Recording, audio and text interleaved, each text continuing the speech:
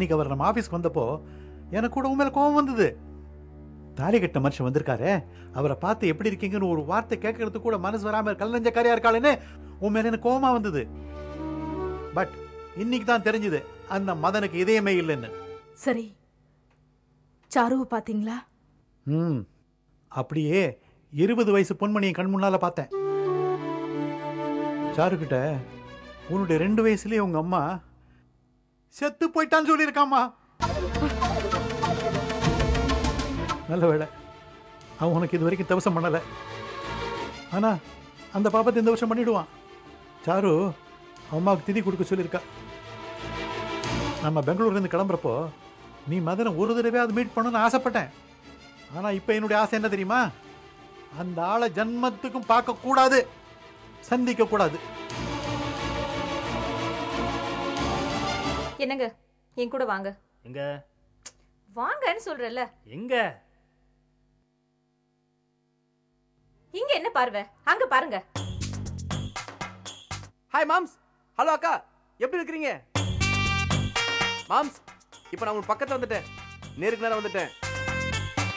மாமா, வீடு சூப்பரா இருக்கு. உங்க வீட்டுல காத்தே வராது, இங்க நல்லா காத்தோட்டம். இன்னும் கொஞ்ச நேரத்துல பால் காய்ச்ச போறேன், வந்து சேருங்க. என்னங்க, அவன் பால் காய்ச்சறானா? வாங்க போலாம். ஆமா, சொந்த வீடா வாங்கியிருக்கான். பிசாத்து, வாடகை வீடு தானே. இது மட்டும் என்ன, உங்க சொந்த வீடா? சரி, வேணும்னா நீ போயிட்டு வா, நான் வரல. கோவம்?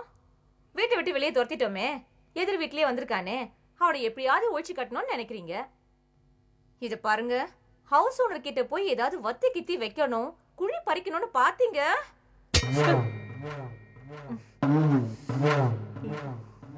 ஆஸ் எ ஹஸ்பண்ட் ஒன்று ஒரு 5 minutes பார்க்கலாம்.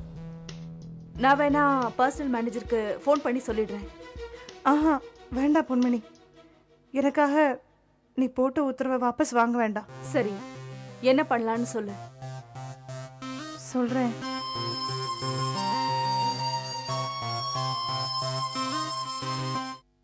கவிதா, பொன்மணி கான்ஃபரன்ஸுக்கு போனாலும் போனா உனக்கு ரொம்ப துளிர் விட்டு போச்சு.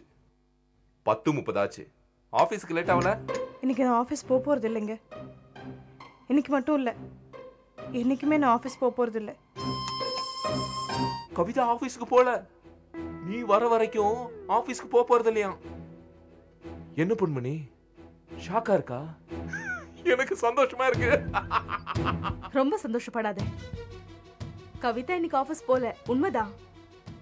ஆனா அவ வீட்டில் இருந்துகிட்டே என்ன செய்யறான்னு போய் பாரு. ஆமாம்மா, நோ ப்ராப்ளம். நான் ஆஃபீஸை வீட்டுக்கு ஷிஃப்ட் பண்ணிட்டேன். அங்கே இருக்கிற ஃபைல்ஸ் எல்லாம் இங்கே கொடுத்து அனுப்பிச்சிருங்க. ஓகே, வேறு ஏதாவது இருந்தால் ஃபோன் பண்ணுங்க. ஆல் ரைட், யா. என்னங்க, நான் ஆஃபீஸ்க்கு போகல, வீட்டில் சும்மா உட்காந்துட்டு இருந்தாலும் போர் அடிக்கும். உங்களுக்கு சாப்பிட என்ன பிடிக்கும்னு சொல்லுங்கள், நான் சமைச்சு தரேன். நான் உங்களுக்கு அல்வா செஞ்சு தரேன். ஆனால் நீங்களா சொல்கிற வரைக்கும் நான் அதை சாப்பிட மாட்டேங்க. இந்த வாங்கிக்கோ. ஆனா நான் சாப்பிடுன்னு சொன்னாதான் சாப்பிடணும்.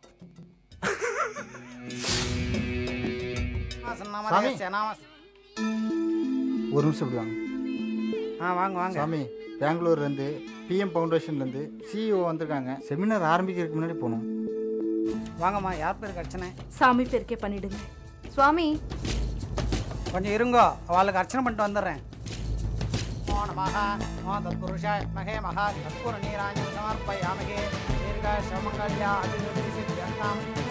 அங்க எல்லாரும் முன்னாடியும் வேண்டான்னு தான் எனக்கு வந்து கோவத்தை கட்டுப்படுத்திக்கிட்டேன். சொல்லுங்க, நீங்க செஞ்சது நியாயமா? இது பார், நீ என்ன தப்பா புரிஞ்சுக்கிட்டு. நல்லா இருக்கே உங்க நியாயம்.